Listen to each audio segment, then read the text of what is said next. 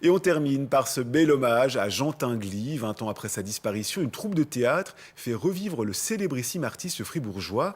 La pièce a été écrite d'après des anecdotes rapportées par ses proches. Elle est présentée au bord du lac de Gruyère, à Port-la-Ville, le village d'origine du père de Tinguely. Claude-Olivier Volu et Fred Girardet ont assisté à la répétition générale.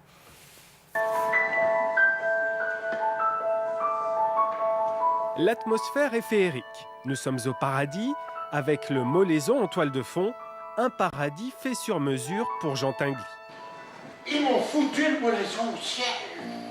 Flambeur, provocateur, mais aussi génie, pas facile d'incarner un personnage aussi complexe, un véritable défi pour ce comédien expérimenté. Je suis en train de mettre les sourcils, les très gros sourcils que Tinguely avait, et qui font tout de suite l'icône visible du personnage. J'essaye simplement de retrouver l'esprit dans lequel il dit les choses pour être au plus juste de lui. C'est monsieur le boss. Ici, on ne prononce pas son nom. Omniprésente dans sa vie, Niki de Saint-Phal et les autres compagnes de Jean Tinguely réapparaissent sur scène sous la forme d'ange. Cette chanteuse lyrique est chargée de toutes les interpréter. Je suis en fait un ange qui s'amuse à prendre l'apparence et aussi la psychologie des femmes de Tinguely pour le faire parler, pour le déstabiliser et tout ça. Tous les détails ont été étudiés avec soin. Les éléments du décor sont l'œuvre de cet homme, assistant de Jean Tinguely les dernières années de sa vie.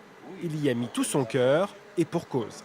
20 ans, c'est quand même une date qui compte.